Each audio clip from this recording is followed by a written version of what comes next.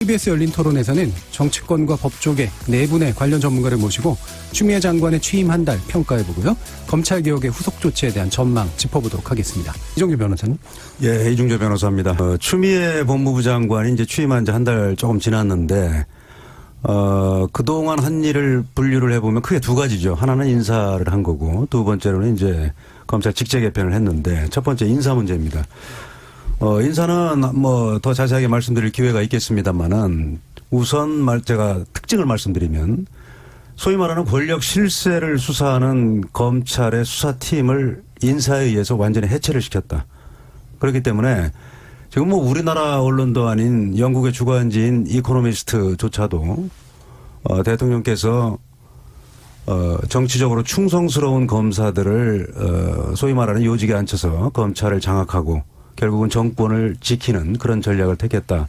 이렇게 분석할 정도로 정말 뭐 이건 인사가 아니라 정말 부끄러운 일이다. 이렇게 생각을 합니다. 우리 지금 변호사 130인도 대한민국의 법치주의의 후퇴를 우려하는 변호사. 그분들도 이렇게 얘기를 했어요. 역사상 이렇게 노골적으로 보복하는 취지의 인사를 한 적이 없다. 그리고 이렇게 되면은 앞으로도 권력 실세를 수사하는 검찰을 무력화시킬 수 있는 그런 최악의 선례를 남겼다 이렇게 얘기를 했고요. 소위 말하는 우리 그 진보 판사로 분류되는 김동진 서울중앙지법 부장판사도 이번 인사는 정말 우리 헌법 정신과 질서에 정면으로 배치된다. 저는 뭐 전적으로 이번 인사에 대해서 그렇게 공감을 하고요. 두 번째로는 직제 개편인데 지금 얘기가 나왔습니다만은 직접 수사부서를 대폭 줄였어요. 그러면 지금 현재 권력 실세를 수사하는 수사팀을 해체한 것도 모자라서 다시 다른 검사들로 새로운 수사팀을 꾸리는 것조차도 대단히 어렵겠다. 예. 저는 그렇게 저는 뭐 특성을 말씀드릴 수 있다. 예. 이렇게 생각을 합니다. 예. 특수라인에 과도한 힘이 들었던 것들을 이제 축소하는 건 개혁의 방향이 분명히 맞는 직제 개편이었다라는 언급이셨고요. 이종규 변호사님. 예, 이중재 변호사입니다. 우선 검찰청법에 인사할 때 검찰총장의 의견을 법무장관이 듣게 돼 있어요. 우리 법 해석의 기본은 물리 해석입니다. 예. 분명히 의견을 듣도록 돼 있어요. 글자 그대로 해석해야 된다는 그렇죠. 말씀이시죠. 예. 뭐 그건 뭐 더 이상 논란의 여지가 없을 것 같고요. 과연 그게 뭐 그럼 의견이 다를 때는 어떻게 할 거냐? 그건 뭐 별개의 문제예요. 그건 예. 뭐 최종 결정은 뭐 대통령께서 하시는 거니까요. 예. 그런데 지금 이번 검사장 인사를 할 때는 인사안을 안 줬어요. 지금 뭐 이건태 변호사께서는 총장이 먼저 뭐 검사장 몇 사람 안 되니까 내면 될 거 아니냐. 근데 그건 말이 안 되죠. 검찰 인사 초안 잡는 거는 저 법무부 장관 휘하에 검찰과에서 만들어야 돼요.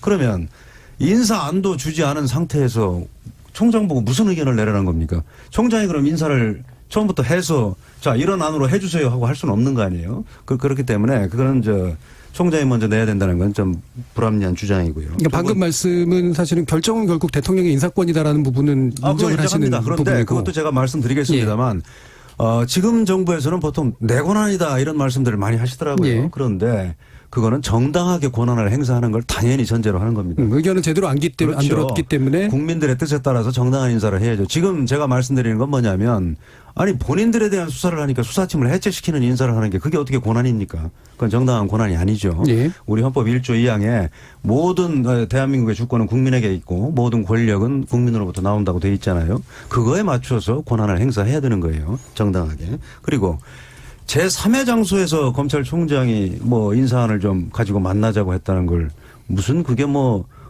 총장이 자기 뭐 우리 흔히 하는 얘기대로 위상을 너무 높은 걸로 뭐 착각하는 거 아니냐 뭐 이런 말씀을 하시는데 그거는요 지금 정부 이전에도 법무장관과 검찰총장이 두 사람 다 검찰 출신인 경우가 대부분이었어요. 예. 그때도 장관이 더 선배일 경우에도 후배 총장을 제3의 장소에서 만났어요. 왜 그러냐면 전임 김경환 법무장관께서 한번 인터뷰를 한 걸 보니까 그분은 뭐 인사에 굉장히 전문성을 가진 검사 생활의 거의 반을 뭐 법무부에서만 근무하신 분인데 이런 말씀이에요. 왜 제3의 장소에서 만나냐면 인사 시기를 앞두고 총장이 장관실에 가면은 이거 인사 나는구나. 그렇기 때문에 인사 보안 문제가 네. 훼손될 우려가 있다. 그렇기 때문에 제3의 장소에서 만난다는 거예요. 그렇기 때문에 그게 뭐 생뚱맞게 지금 윤석열 검찰총장이 우리 자기 주제도 모르고, 자기 위상도 모르고, 건방지게 요구하는 그런 게 전혀 아니에요. 예. 그동안 해왔던 겁니다. 예. 직제 개편 문제로 얘기해 주시죠. 그렇습니다. 예. 그다음에 직제 개편. 왜 하필이면 지금이냐고요. 소위 말하는 전 정권에 대한 적폐 수사할 때 윤석열 중앙지검장 시절에 국감에서 그런 얘기했죠. 지금 후배 검사들이 피로감을 느끼는데 사건이 자꾸 온다. 적당히 해야 되는데 자꾸만 준다는 취지로 저는 해석이 돼요. 그리고 문무일 검찰총장 취임하고 그런 얘기했죠. 연말까지 적폐 수사 마무리하겠다. 그랬더니 지금 청와대 그다음에 더불어민주당 여당 난리가 났잖아요. 무슨 총장이 저런 얘기를 하냐고. 계속 하라고 했어요. 계속. 예. 그 직접 수사 아니에요?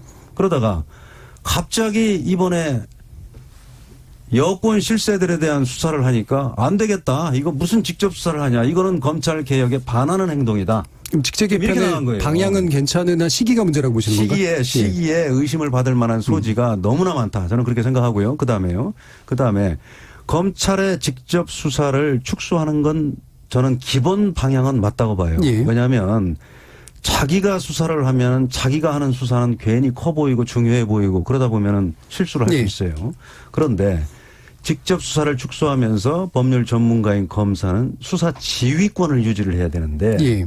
법률적으로 부족한 게 뭔지 증거가 뭐가 필요한지 이런 게 수사 지휘예요. 근데 그것도 다 뺏어버렸어요. 검경 수사권 조정에서요. 그렇죠. 예. 그럼 이게 도대체 무슨 이게 사법 개혁인지 저는 이해할 수가 없고요. 그다음에 그러면 검찰의 직접 수사를 완전히 안 하는 것이 가장 이상적인 모델이냐?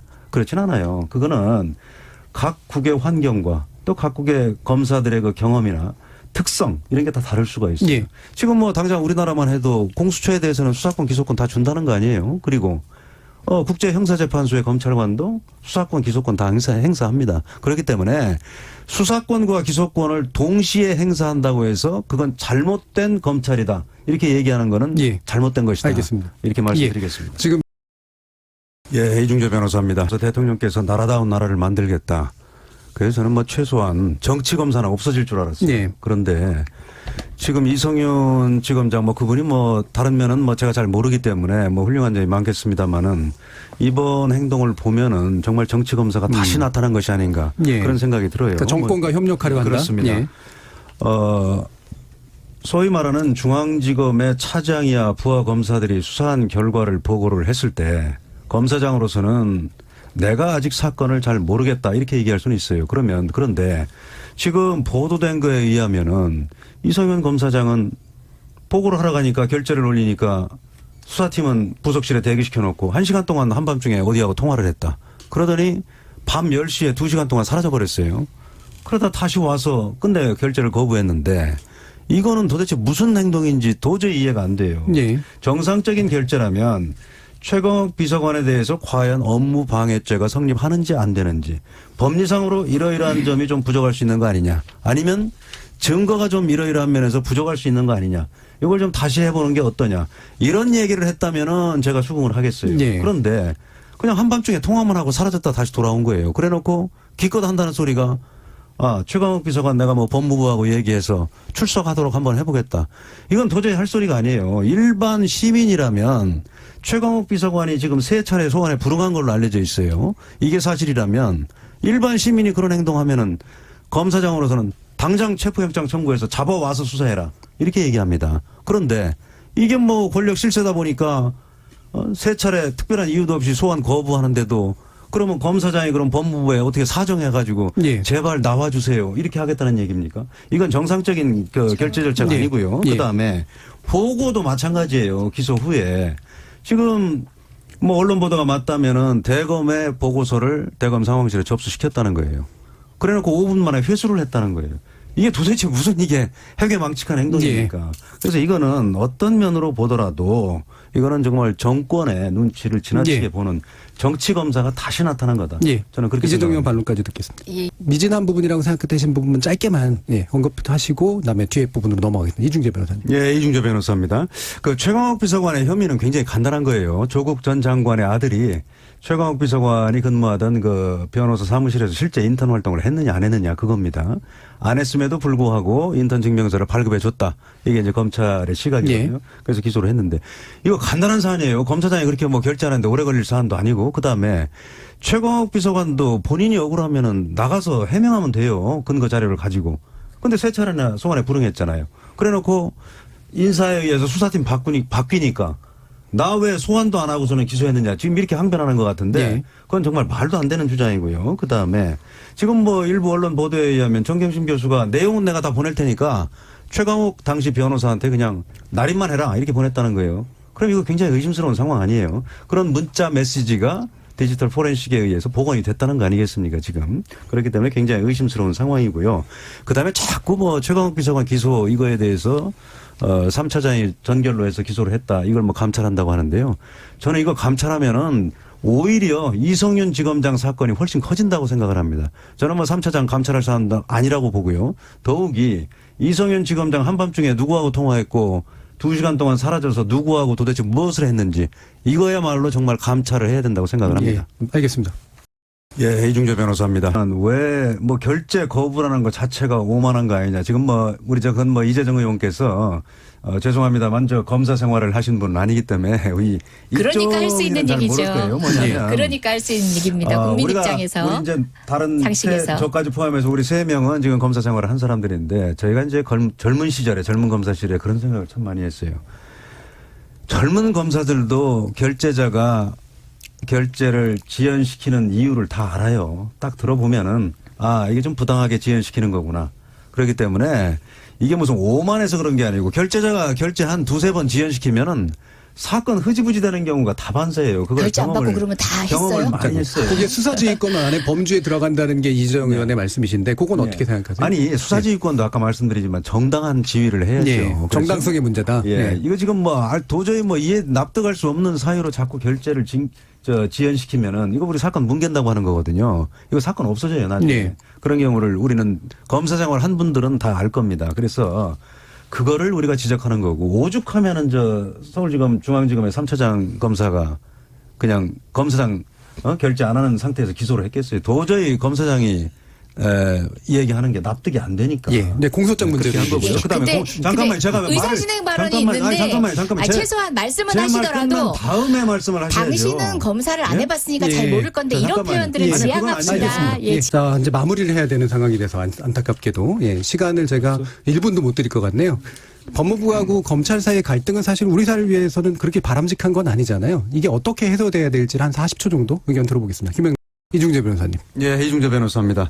지금 뭐 좀 논란이 되고 있는 게 이제 조국 전 법무장관 사건, 뭐 유재수 경제부 시장 감찰 무마 사건, 또 뭐 울산시장 뭐 청와대 개입 의혹 뭐 사건 이런 건데요.